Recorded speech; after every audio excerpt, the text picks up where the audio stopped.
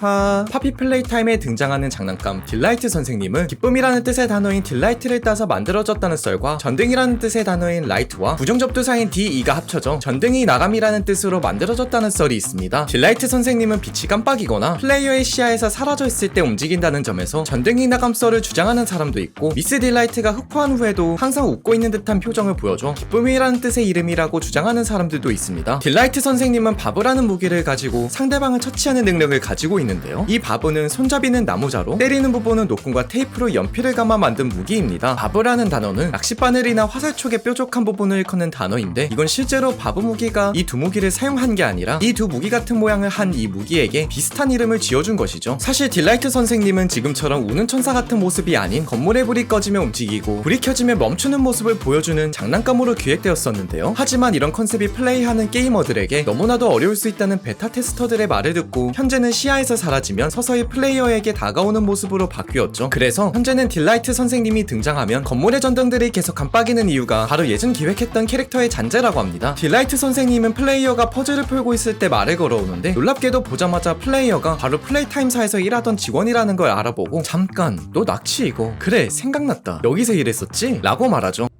잠깐, 넌 나치이고. 그래, 생각났다. 여기서 일했었지? 어떻게 살아있지?